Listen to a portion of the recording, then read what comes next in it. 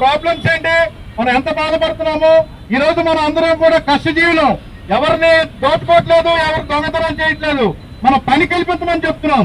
ఈవేళ ఎంత అన్యాయం అంటే 4,500 రూపాయలు ఇసుకండి. ఈవేళ ఏ విధంగా కార్మికులు బ్రతుకుతాడు. ఈవేళ స్కూల్ టైము, స్కూల్ ఫీజులు కట్టుకునే టైము రోడ్డు మీద పడ్డారు. కాబట్టి అందరం కూడా ఐకమత్యం చేసి మనం రానున్న రోజు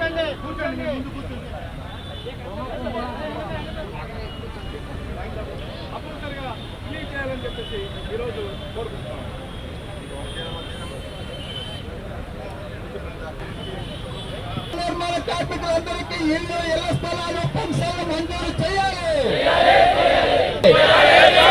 భవన నిర్మాణ కార్మికులకు ప్రభుత్వ సంక్షేమ పథకాలు సమర్థవంతంగా అమలు చేయాలి.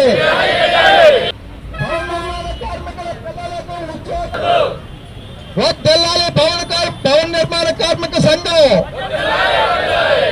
భవన నిర్మాణ సోదరులకి నా చాలా విన్నపం ఏమంటే, ఈరోజు కార్మిక వ్యవస్థ, నా పేరు MBG Naidu, Bharatiya Janata Mazdoor cell state convener అండి.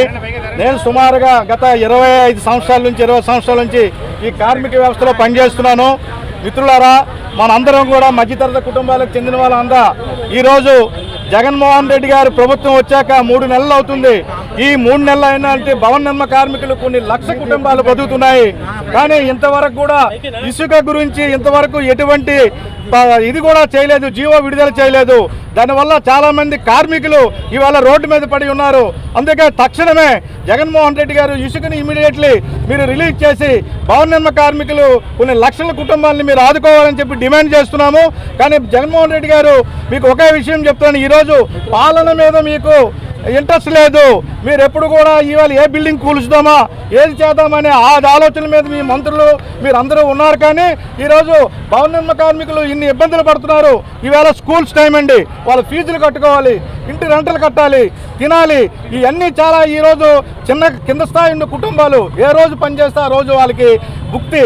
కనుక జగన్మోహన్ రెడ్డి గారు తక్షణమే మీరు ఇసుక రిలీవ్ చేయాలి. మీరు అమెరికా పర్యటన ముగించైనా వచ్చి ఇమీడియట్లీ ఈ జీవోను విడుదల చేయాలి. లేని ఈ రాష్ట్రం అంతా కూడా మేము యాజిటేషన్స్ ప్రోగ్రామ్స్ చేస్తాము. రేపు మీరు పాలన విభాగంపై మేము విమర్శించే పద్ధతి కూడా చేస్తున్నాము. కావున మీరు తక్షణమే దీన్ని స్పందించి, ఈవేళ ఎన్నో లింకులు అండి భవన నిర్మాణ కార్మికులు, కార్పెంటరు, రాడ్ బెండింగ్ చేసిన వారు, ఎలక్ట్రీషియన్, అదేవిధంగా ఆడవాళ్ళు చాలామంది కూలీ చేసిన వాళ్ళు, ఇటుక బట్టిలో పనిచేసిన వాళ్ళు, సిమెంట్ ఫ్యాక్టరీలో పనిచేసిన వాళ్ళు అందరికీ కూడా ఈ లింక్ అండి. ఈ 3 నెలల నుంచి కూడా చాలా దారుణమైన పరిస్థితి. ఈవేళ కార్మికులు రోడ్డు మీద, సార్ మాకు పని లేదు, మాకు పని ఇప్పించండి, కాంట్రాక్టుల దగ్గర డబ్బులు అప్పులు ఇప్పించండి అని ఈవేళ ఏటీఎం కార్డులు తాకట్లు పెట్టుకుని 10 రూపాయలు వడ్డీలకు వాడే పరిస్థితి ఈ రాష్ట్రంలో నెలకొంది.